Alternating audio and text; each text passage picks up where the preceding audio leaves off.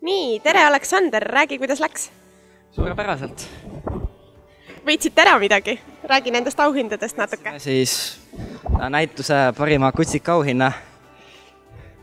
Ja kuidas te selliseks uhkeks näituseks valmistusite? Kuidas te ära võitsite? No, võib-olla tähtis osa sellest võidust oli võib-olla koostöö koeraga, et mis selle juures kõige raskem on?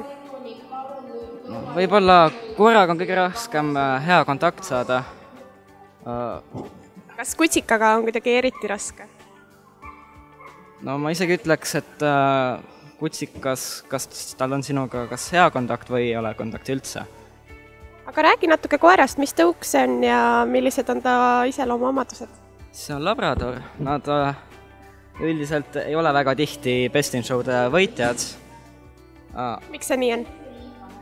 Isegi ei oska öelda, nad ei ole nii efektsed kui ütleme näiteks mingid samojeedid, kes väga tihti näiteks võidavad. Nad on, ütleks, et kõige selline tüüpilisem koer, et keskmist suurust ja... Aga mis teie eelis oli, mis sa arvad, miks te võitsite? Ilus koer. Ja ma arvan, et kohtunikule meeldis see temperament, kuidas ta ringis käitus. Ehk siis Saba kogu aeg käis ja kohe oli näha kõrvalt, et koerale meeldib ringis olla, et see pakub talle nagu mõnu.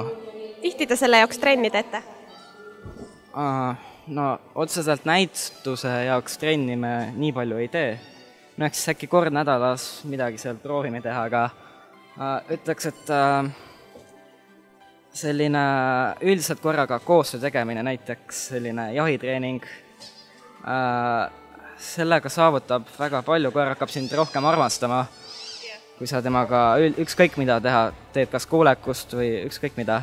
Ja koer hakkab sind rohkem armastama ja see kajastub ka näitusel, ehk siis lihtsam korraga selline ühine keel saavutada. Kas teid on ka Eesti võitjale oodata? Muidugi. Aga kohtume siis seal ja edu ka seal! Kohtumiseni!